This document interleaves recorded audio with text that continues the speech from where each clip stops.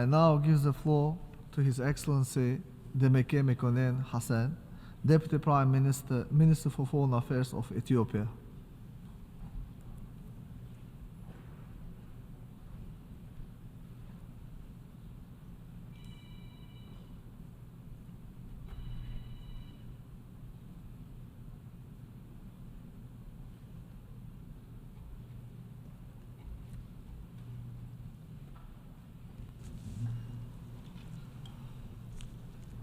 Kabur President,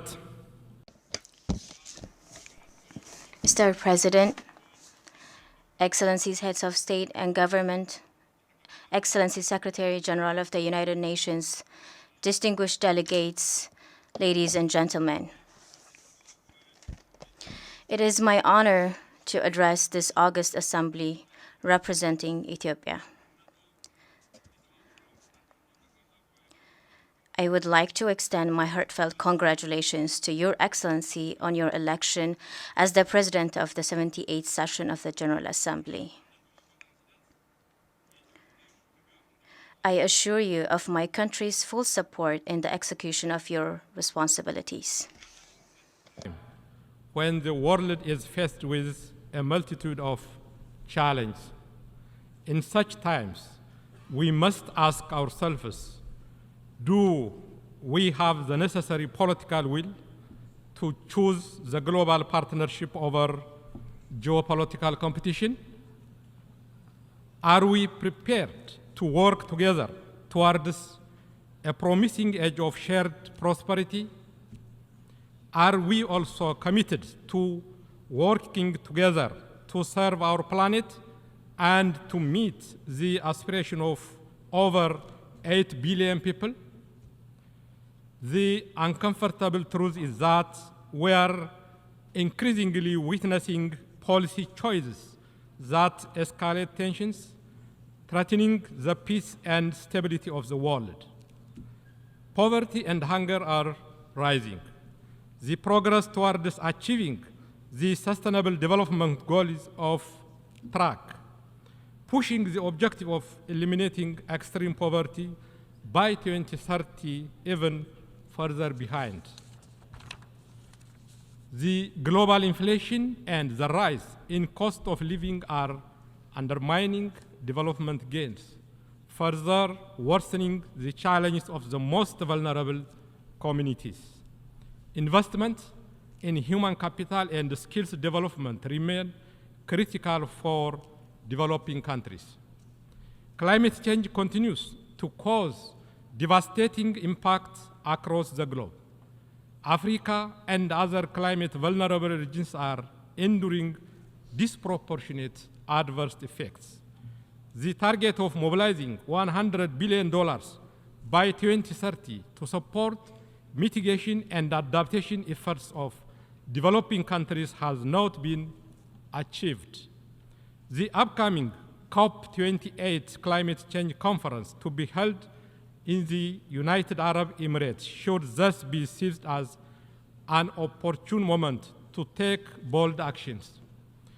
The threat of nuclear weapons is another source of grave concern for humanity. The international community needs to prioritize dialogue to de-escalate tensions and prevent the threat of nuclear weapons. We should also ensure that new technologies such as artificial intelligence are used responsibly in a manner that benefits humanity. The global community can address these challenges through meaningful cooperation. The letter and spirit of the United Nations Charter demands that we come together to tackle this challenge with the highest sense of urgency and partnership. Ethiopia calls on all member states to recommit the Charter of the United Nations. Maintaining the status quo will not advance our shared interest of ensuring peace and prosperity. We should collectively work for an inclusive multilateral system to renew our global solidarity. Mr. President, a new global collective security system that respects the sovereignty of member states and prevents conflict is vital. As a long-time champion and active participant in the UN mandated peacekeeping operations across the globe, Ethiopia underscores that reforming the UN Security Council is not a choice, but absolute necessity. We need a reformed and representative Security Council that is fit for purpose. Allocating permanent seats for Africa, as contained in our continental common position, is politically and morally justified. Ethiopia commends the effort of the UN Secretary General for the financing of the African Union peace support operations from assessed contributions. National ownership of security responsibilities is imperative. For peacekeeping operations to achieve their objectives, robust capacity building support should be provided to national law enforcement structures.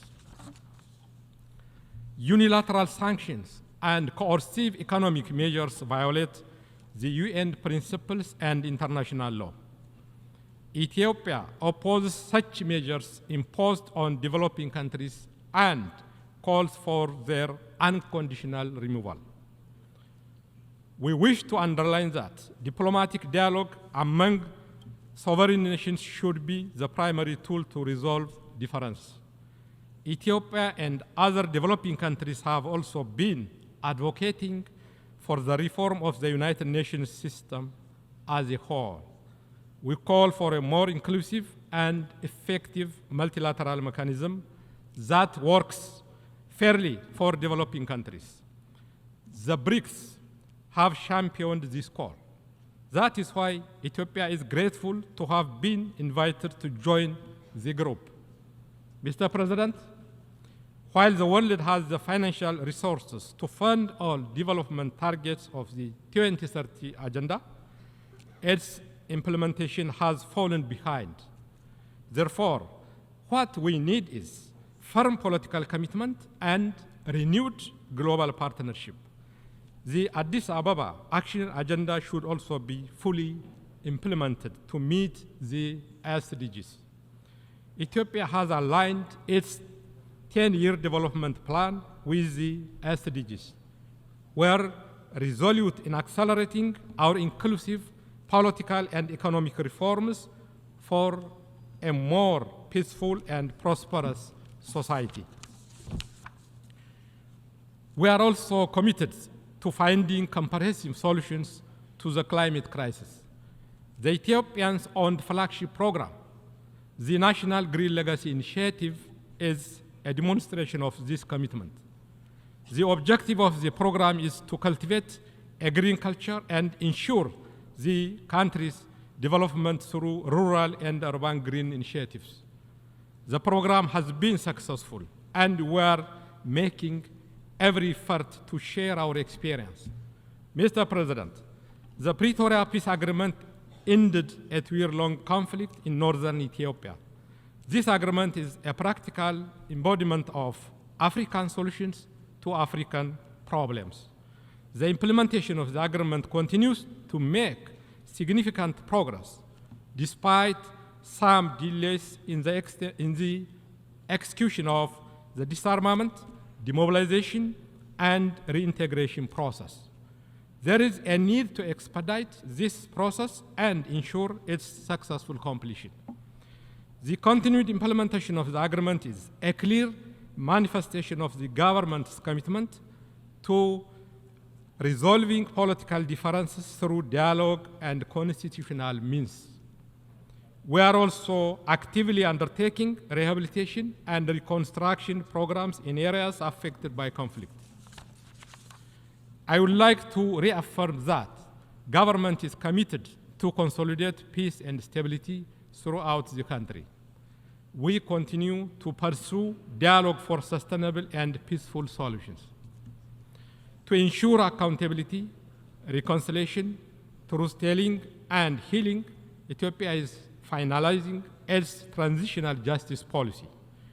Nationwide consultations on policy options for transitional justice have been effectively conducted in all regions across the country.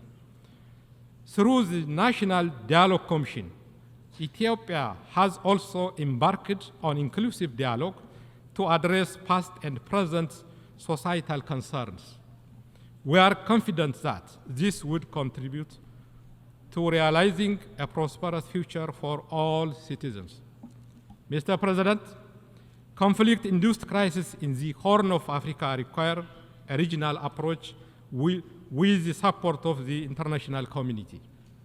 We express our solidarity with the brotherly nations of the Republic of Sudan, which is facing difficult times. We are confident that Sudan will find a way to resolve the conflict peacefully and re-establish order. Ethiopia has been supporting the efforts for peace with full respect for the sovereignty and territorial integrity of Sudan. It is important to make sure that all peace initiatives are coordinated. Ethiopia continues to honor its responsibility by promoting regional integration to advance peace, stability, economic cooperation, and people-to-people ties. We are working to materialize the development potential of our region.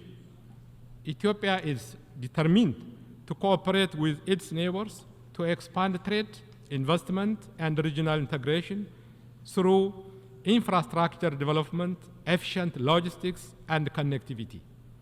Any bottleneck that would constrain shared prosperity of the region needs to be addressed in a concerted approach. Fostering closer partnership is critical to create access to seamless connectivity.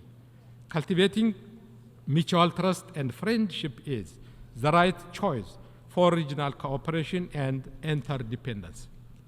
Regional cooperation positively impacts the lives of people, especially when complemented by well-developed infrastructure projects. The Grand Ethiopian Renaissance Dam is one such project that meets the legitimate development aspirations of Ethiopians and the region at large. Ethiopia welcomes the resumption of the trilateral talks with Egypt and Sudan.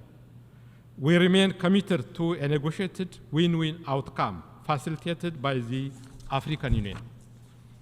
Mr. President, Africa is a continent of hope with immense potential for prosperity. The continent has already been implementing its transformative and ambitious Agenda 2063. However, unleashing Africa's potential requires mobilizing domestic and external financial resources. The international financial architecture should be reformed with a special consideration for Africa's needs and priorities. A fast-tracked resolution of Africa's debt crisis and the provision of additional development finance should be top on our agenda.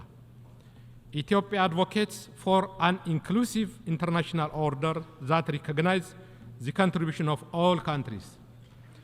The very survival of humanity, the safety of our planet, the peace and security of the world is at stake. Therefore, hope, justice, and equality for all should indeed define the fundamental agenda of this assembly.